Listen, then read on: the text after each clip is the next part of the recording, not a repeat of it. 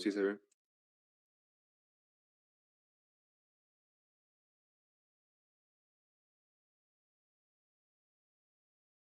Estamos con el volumen máximo ahorita. No debe estar compartiendo sonido de la computadora en la reunión, seguro.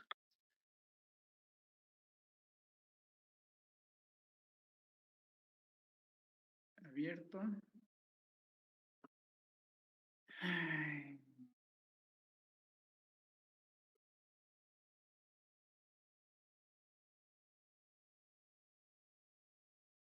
Ya, terminamos de ver este de que no se necesita, porque es música de fondo nada más. Solamente ver, ¿ya?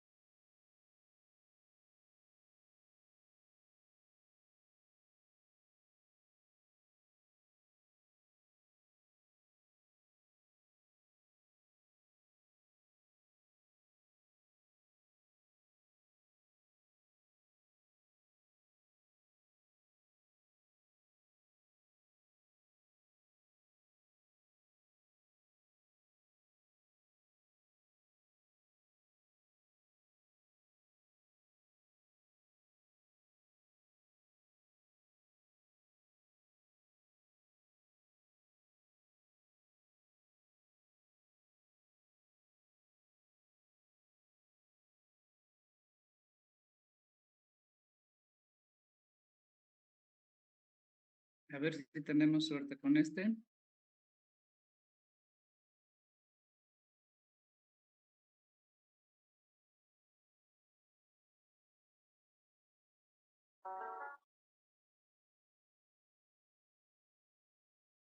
¿Están escuchando?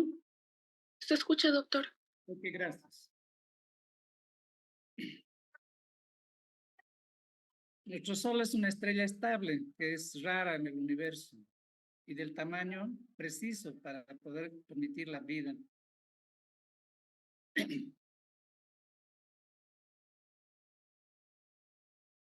Ha permitido entonces la creación de nuestro planeta Tierra y no está ni muy cerca ni muy lejos del Sol.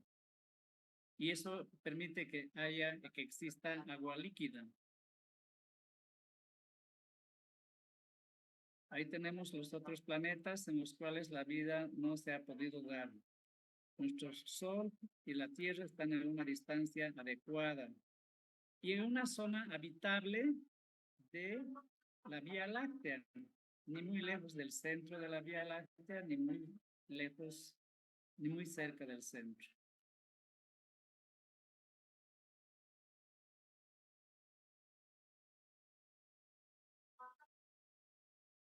Además, la naturaleza que conforma la Tierra hace de que tenga capacidad magnética y que genere lo que se llama la magnetosfera, que es la forma como evitamos que la radiación solar dañe la vida en la Tierra.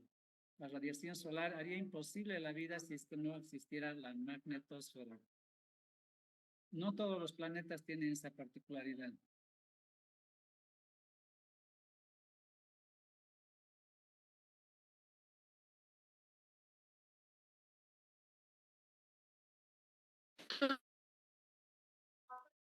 En la atmósfera primitiva casi no había oxígeno, había metano y otros gases y dióxido de carbono.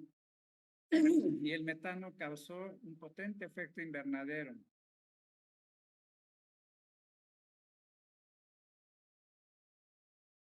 Luego permitió que el vapor de agua se condense, se creen los océanos que cubren ahora nuestro planeta. En esos océanos probablemente la vida se ha desarrollado inicialmente hace unos 3.800 millones de años probablemente, y muchos años de bacterias de las algas permitió que se desarrolle o que aumente, mejor dicho, la cantidad de oxígeno hasta el 21% que tenemos hoy en día. Hace unos 2.000 millones de años, la Tierra empezó a respirar oxígeno. Pero para muchas formas de vida de esa época, el oxígeno era demasiado y produjo oxidaciones indeseables y una primera extinción masiva de la vida primitiva. Otros 2.000 millones de años más tuvieron que pasar para que aparezcan otras formas de vida más complejas.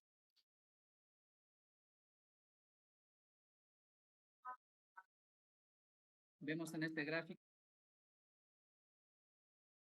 los siguientes millones de años, hasta estabilizarse ahora en una media de 21%, pero esto ha variado con el tiempo, produciendo también alteraciones en la vida.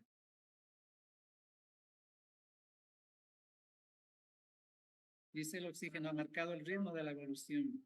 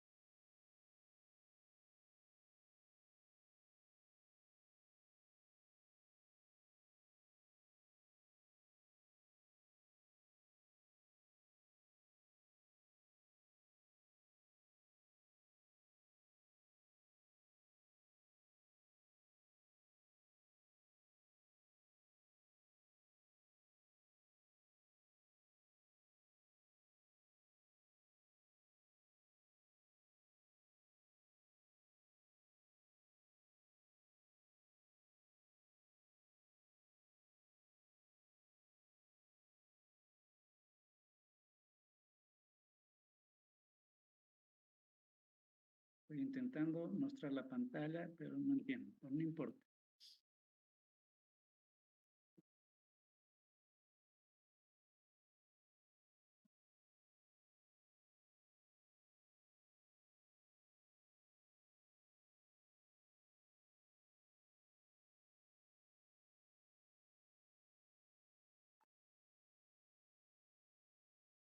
Vamos a empezar entonces la parte concreta del primer tema, que es agua y pH, indicando de la importancia del agua y del pH, parte de la forma como los átomos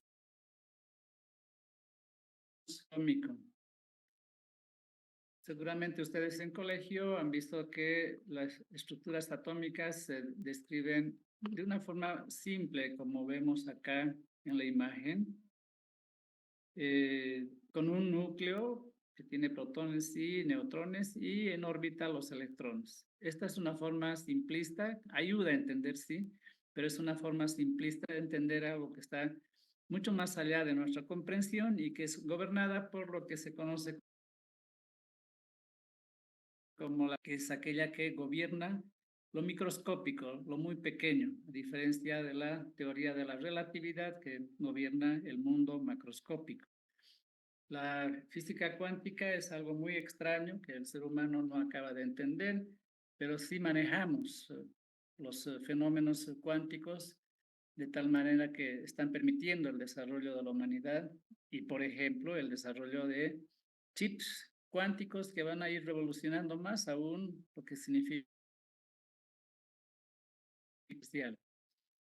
En realidad, lo que ocurre, una mejor aproximación de lo que ocurriría a nivel subatómico, es entender que este nivel es misterioso y complejo, en el cual no se puede hablar de una posición de un electrón, sino las probabilidades de que los electrones estén en órbita, ya sea acá o acá o acá, o en cualquiera de estos orbitales que son también representaciones de estos fenómenos.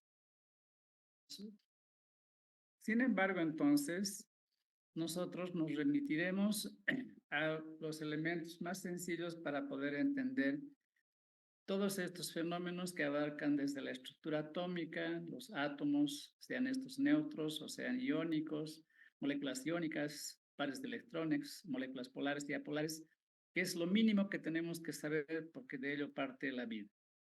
Empezaremos indicando de que eléctricas negativas y positivas. A nivel del núcleo se encuentran los protones, que tienen una carga positiva, y en las órbitas los electrones, a diferente nivel, unos más cerca del núcleo y otros más alejados de este, que es importante para definir cuáles son las cualidades y características o afinidades de un átomo en relación a otro átomo. La distancia de los electrones, el número de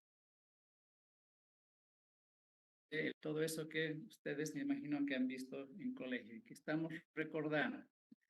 Entonces, el hecho de que existan cargas positivas en el núcleo y negativas en órbita es la base fundamental de la química y de la bioquímica. Estas cargas positivas, saben muy bien ustedes que entre ellas se repelen, entre cargas positivas, entre cargas negativas se repelen, pero entre cargas negativas se atraen. Cuando hay un predominio de atracción entre un átomo y otro átomo, entonces se da un enlace químico que da a innumerables formas de materia y entre ellas las formas biológicas. Entonces esto es básico.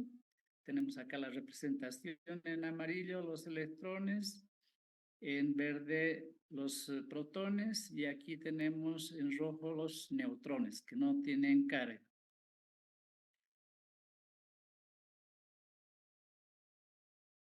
Podemos ver que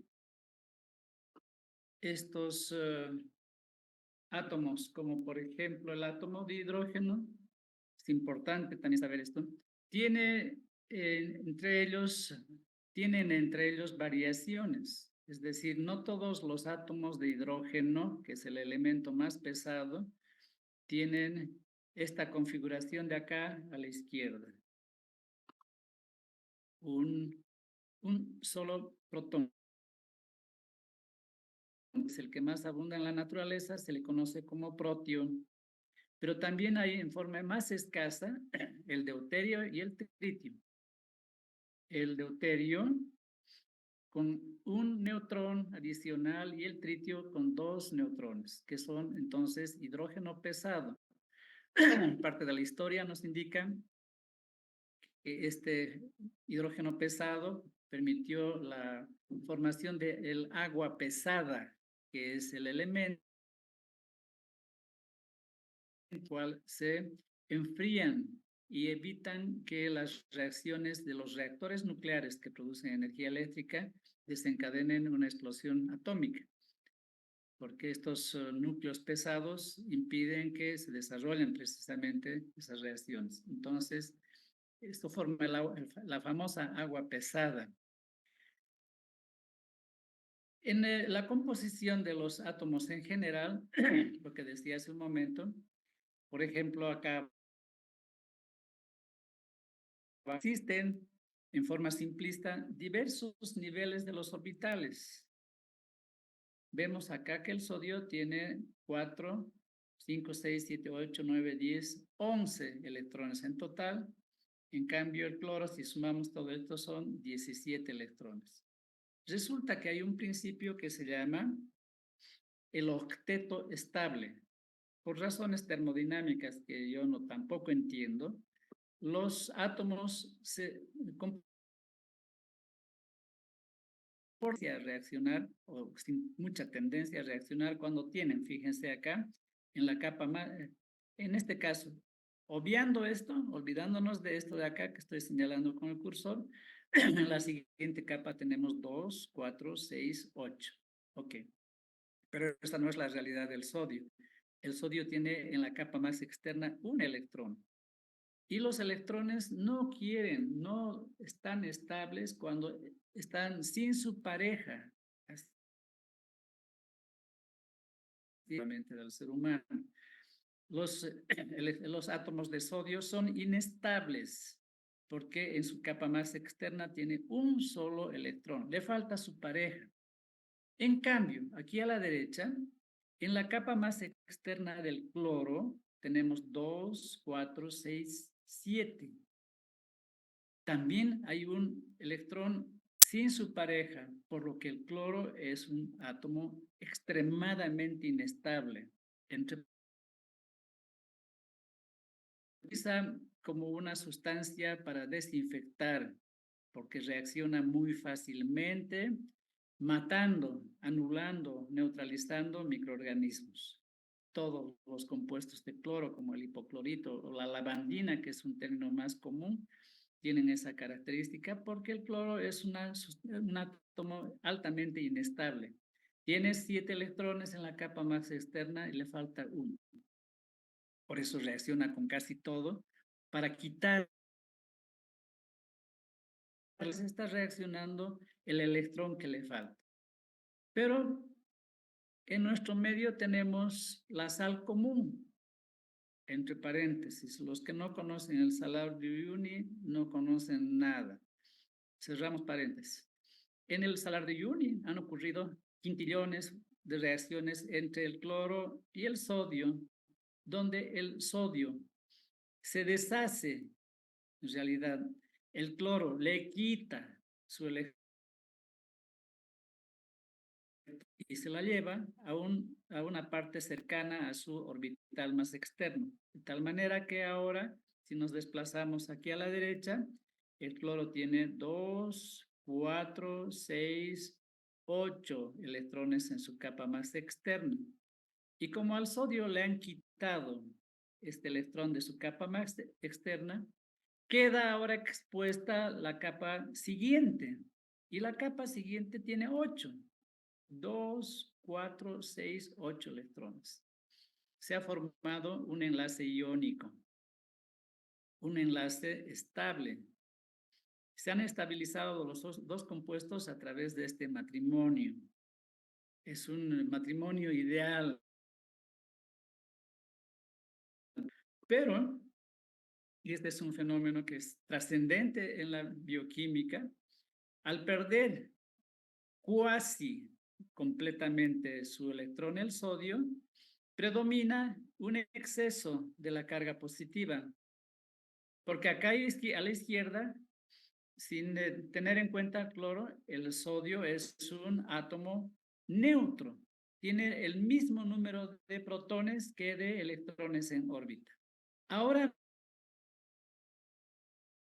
un electrón, por lo que casi hay un exceso de un protón que tiene carga positiva, y por eso decimos que el sodio, si es que se separa del cloro, es un ion con carga positiva.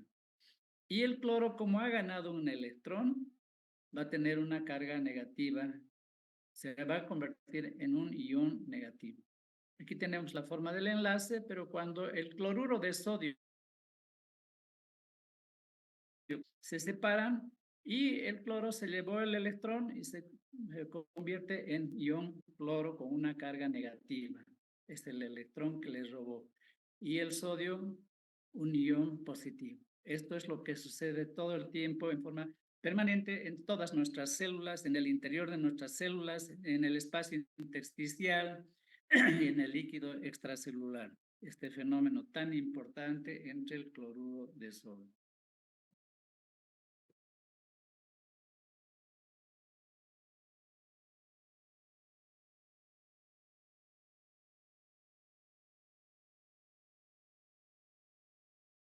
Entonces, aquí tenemos, para recordar lo mismo, de una forma más simple, un solo electrón en la capa más externa, 7 electrones y la conformación de el compuesto iónico cloruro de sodio, el catión, que es otra forma de hablar del ion positivo, y el anión, el ion negativo.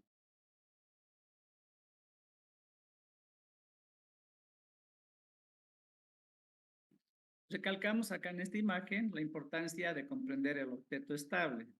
Aquí podemos ver en otro compuesto, cuando se forma el dióxido de carbono, estamos viendo cómo se comparten de alguna forma de los 6 electrones del sodio, los 4 del carbono, los del oxígeno, perdón, y los 6 del otro oxígeno, se conforman en este caso dobles enlaces.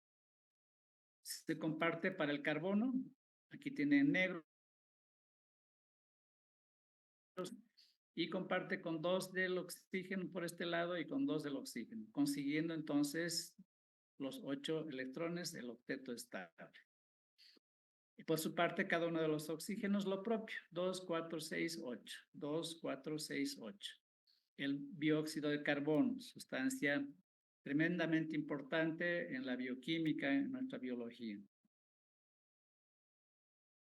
Aquí tenemos abajo lo mismo.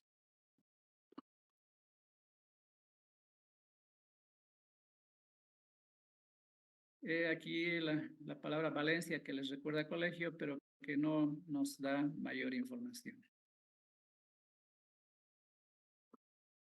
Aquí lo que me importa es mostrar lo que sucede con el agua, aquí abajo.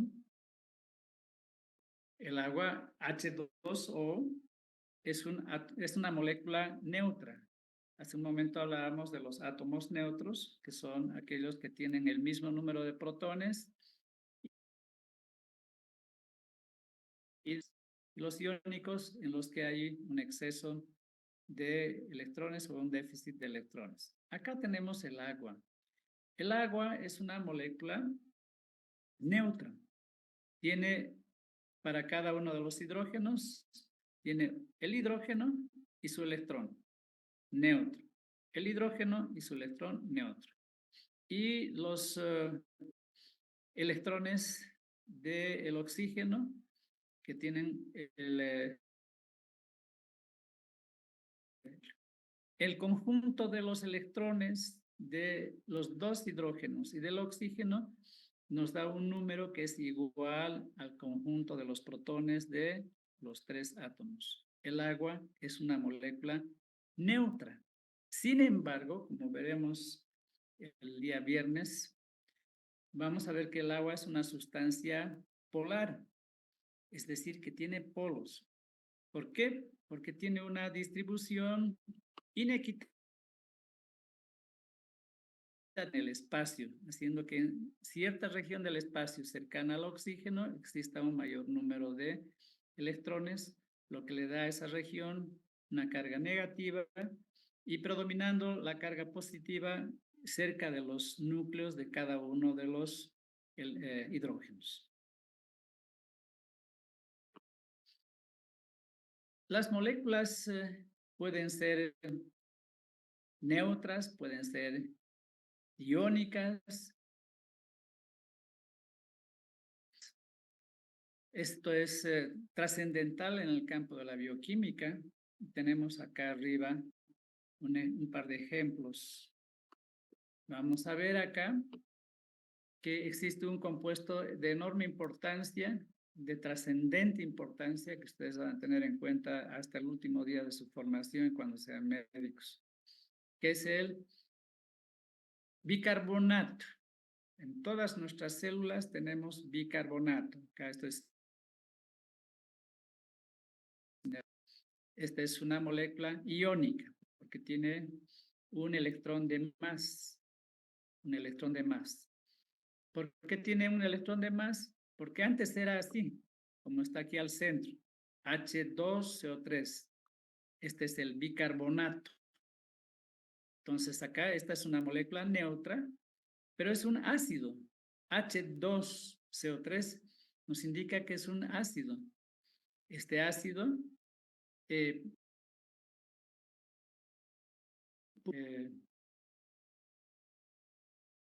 de esta doble flecha nos indica que este es un proceso de doble sentido.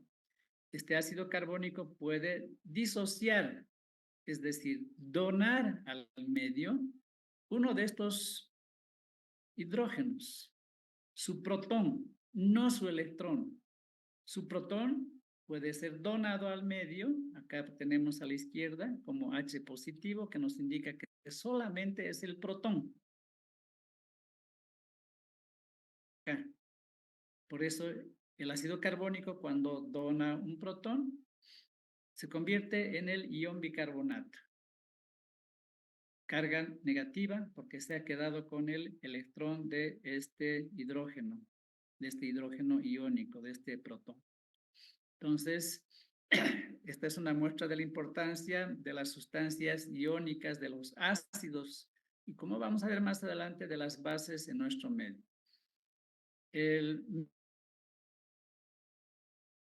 misma que ustedes van a conocer muy bien en las siguientes clases, que se llama anhidrasa carbónica, puede además tener otra reacción, que es de desdoblarse en agua y CO2.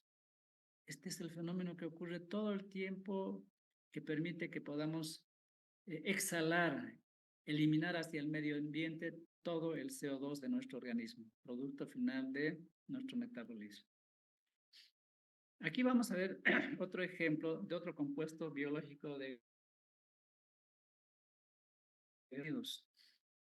que es el amoníaco. Aquí en inglés está como amonia, así se dice al amoníaco. El amoníaco es un nitrógeno con 3 hidrógenos, NH3. Constantemente este compuesto está reaccionando dependiendo de los mínimos cambios de pH que haya en nuestro organismo. Y puede ganar un protón, no un hidrógeno. Puede o comportándose como si fuera una base. Una base se define como una sustancia receptora de protones y se convierte, aquí tenemos ya 4, se convierte en NH4 o amonio, el ion amonio. O al revés, el ion amonio puede comportarse como un ácido, donando al medio un protón y convirtiéndose en el amoníaco. Eso vamos a ver con más énfasis.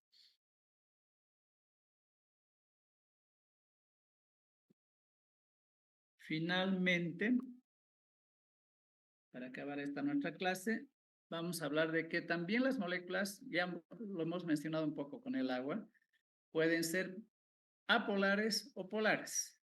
Aquí está precisamente el ejemplo que les di hace un momento del agua. El agua es una sustancia neutra. Sin embargo, es un dipolo. Es un dipolo porque tiene en esta región, aquí está el núcleo del oxígeno, porque tiene una cantidad excesiva, aglomerada, concentrada de electrones con carga negativa en esta región de la molécula de agua. En cambio, en esta otra región del espacio, predominan los núcleos de cada uno de los hidrógenos con carga positiva. Entonces, el agua, que es una sustancia neutra, es un dipolo, tiene una región con un exceso de carga positiva aquí abajo. Y eso le permite al agua ser lo maravillosa que es para la vida, conformar enlaces de hidrógeno, permitir que el agua se condense de la forma gaseosa, se condense, forme el agua líquida, y permitir que las sustancias polares o iónicas, por ejemplo, el ion sodio, se unan y se disuelvan. El ion sodio les recuerda activa. Se va a ubicar en esta región negativa del dipolo agua. Y el ion cloro tiene una carga negativa. Se va a ubicar en esta región formando estos puentes con la región positiva de la molécula agua, que está en esta región donde predominan los núcleos de los ambos protones. Aquí abajo tenemos un esquema de un ácido de enorme importancia para nuestra bioquímica. Los ácidos grasos están conformados por dos zonas. Acá tenemos esta donde está una cadena hidrocarbonada,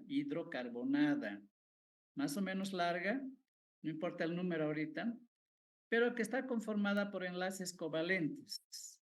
Es decir, se comparte el electrón de este hidrógeno con el electrón de un carbono, el electrón de